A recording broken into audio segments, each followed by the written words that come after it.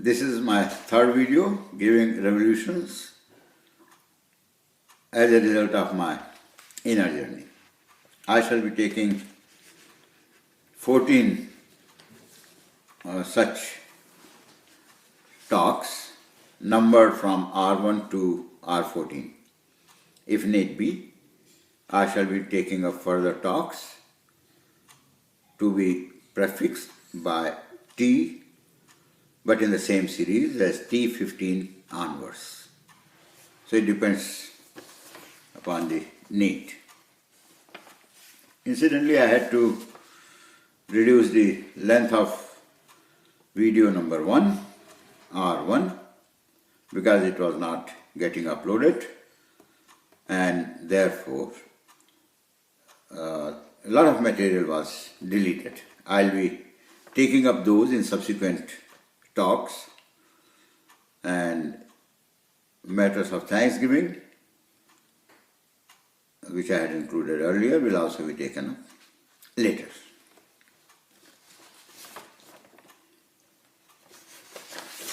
Now in this talk, one very important thing I want to discuss, that those who are planning to go into the spiritual path should keep away from siddhis. Siddhis are some supernatural powers which can be acquired by various means. Some worshipping, some tantra, man, so many things are done and all that. See, in my case, the mantra which was given to me by my brother-in-law, Sri Trayambak Prasad Pandey, was also a siddhi, which I discussed in R1. So that was the simplest method that I got it. But it is not that simple, you see. So when people, certain persons, you see, not people, certain persons, they come to know about siddhis and they get fascination towards it, they try to go into that. But what happens is that siddhis, they become biggest obstacle in the spiritual path.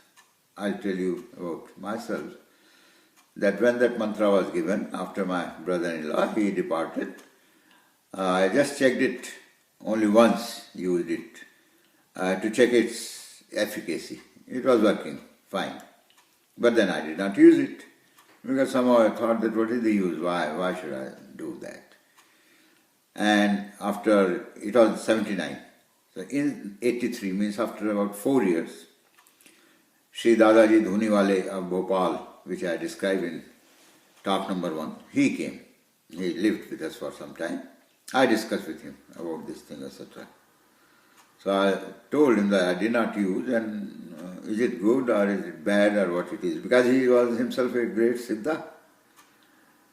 So then he said that since you are interested to go in path of spirituality, and which you are trying very hard, I think siddhi, this siddhi also or any other siddhi is not good for you.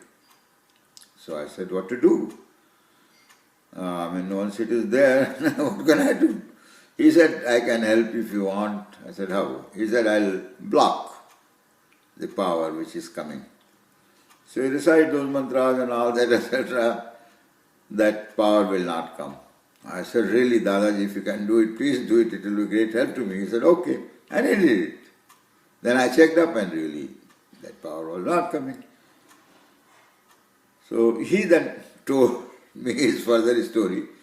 At that time when he met me in 1983, he was 71 years old. He has left his body in 2013.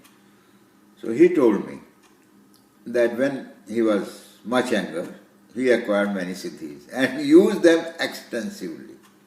Many people used to flock to him and he enjoyed all that. But he said, I am getting punishment for that till now. Even though I stopped all that thing many years back.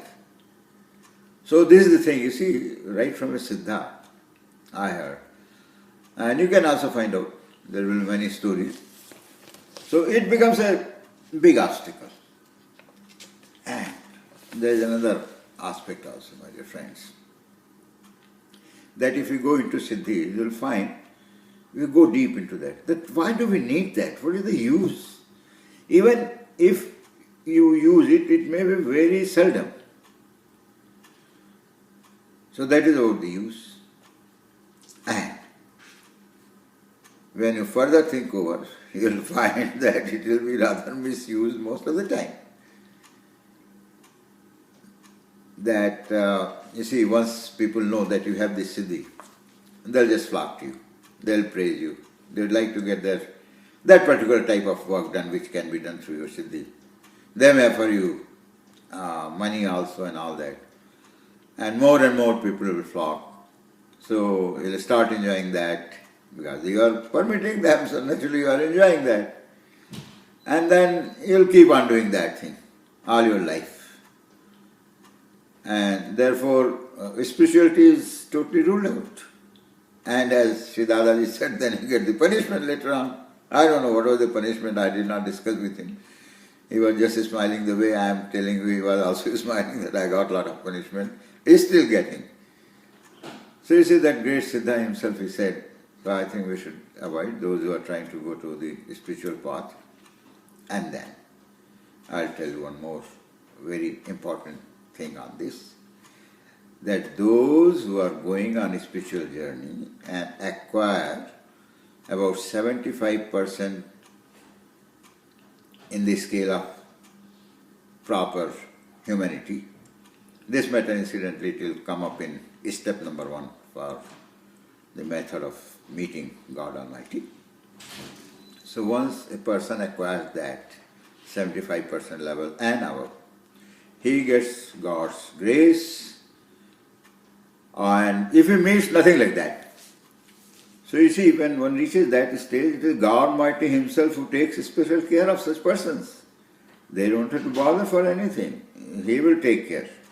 And anything requiring divine intervention will be taken care of by him. You don't have to even pray for it. One can pray, we feel that somebody is in distress and we feel really compelled to try to help him out.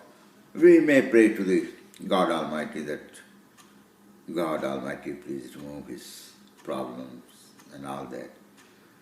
So if God Almighty feels that yes, it's a genuine case, he'll intervene there also.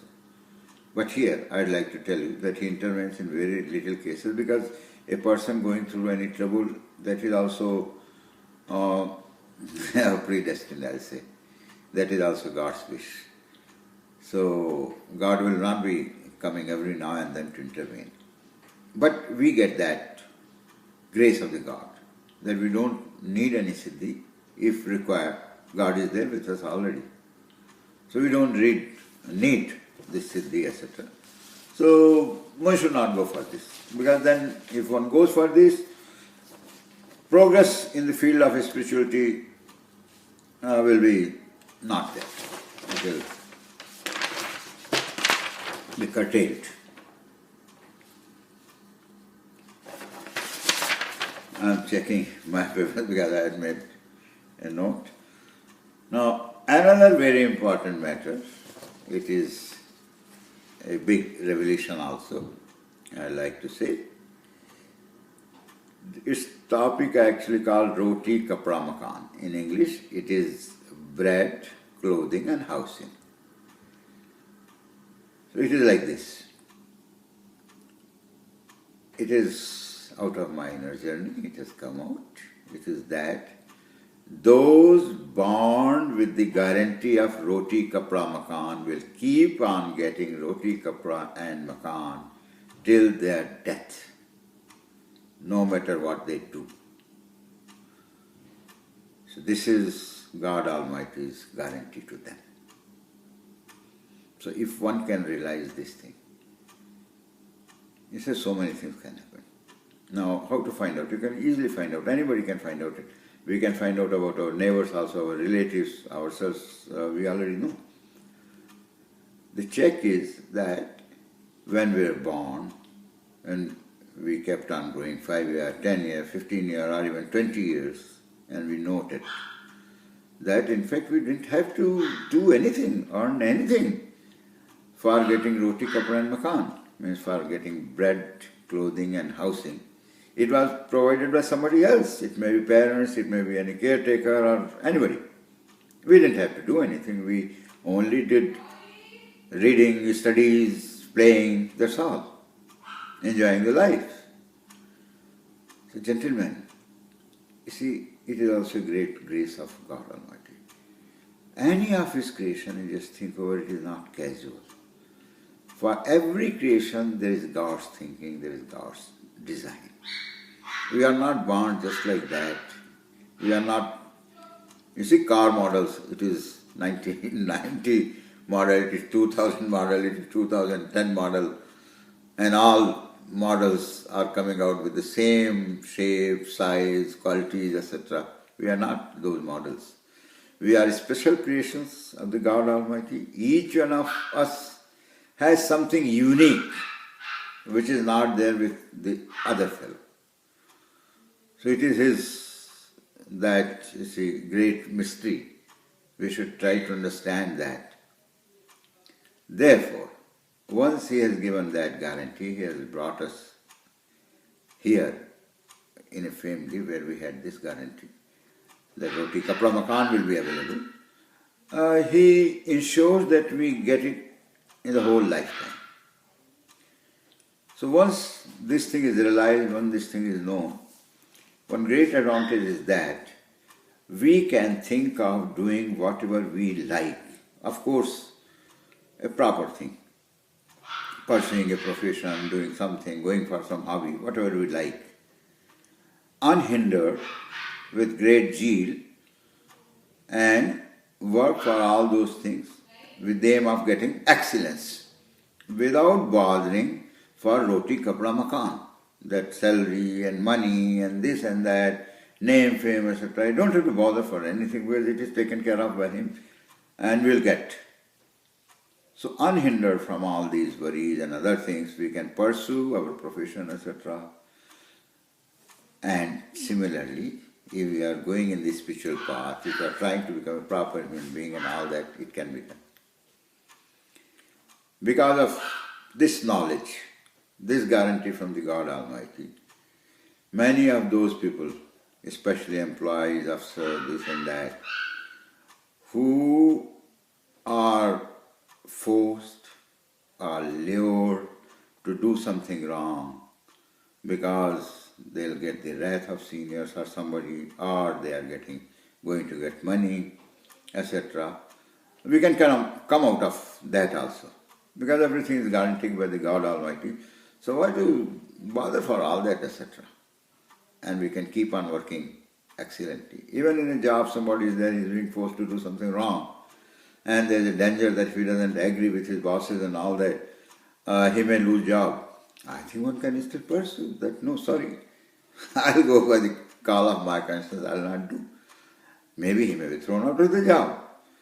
So just don't go by this. Have that deep conviction that if we are being thrown out of the job, it is because of God Almighty's wish. It may be for a great purpose. It cannot be just like that. So we need not bother. And roti, kapra, makan guarantees are already there. So what is the worry? Try to find out some other job or do something else. So all that boldness can come in a person. And all that meekness of just doing things at the behest of others can go away. It depends how we use this information, this revelation. Now those who are not born with that guarantee, for them, God has a different design. I don't want to go into the reason why that has happened, but God Almighty has a different design. And if you just watch them also, you'll find out that most of them, if they are going in a right path, so they, by the age of 25, 30, they earn enough to pull on in the life. And most of them, when they raise a family, they send their children to good schools and all that, etc. And they provide them roti, kapra and makan. So you see, they reach that stage that God Almighty sends further souls with the guarantee of roti, kapra, makan to them. So it is only one generation they have to face this hardship. Maybe up to 25 years, maybe up to 30 years. Only thing what they have to do is this, that once they have reached that level where they got their roti, kapra, makan, they should reflect back and find out if they had to compromise somewhere, they had to indulge into some wrongdoing for the sake of arranging these things. Then they should decide that now God Almighty has given him my roti, kapra, makan, I will not do this. And sincerely, they should seek pardon from the God Almighty. They don't have to go anywhere, quietly sitting in their room and just praying to the God Almighty that God Almighty, please have your grace on me. Now I will not be indulging into anything. You have given me enough. If they do this, they will also running in the path of spirituality as good as others who were born with that guarantee. So this is, you see, these are miracles of God Almighty. So they also need not bother. So this could be thought over. So gentlemen, these are the two revelations. I'll be taking a few more things on the next, and then I'll go back to the steps required, not required, I'll say recommended, or what I have found out. So those interested, they can go. So one more lecture, you have to listen to certain important information, knowledge. Then only we'll go to exact thing, that how to go about that thing. So till then, wish you all the very best. Thank you.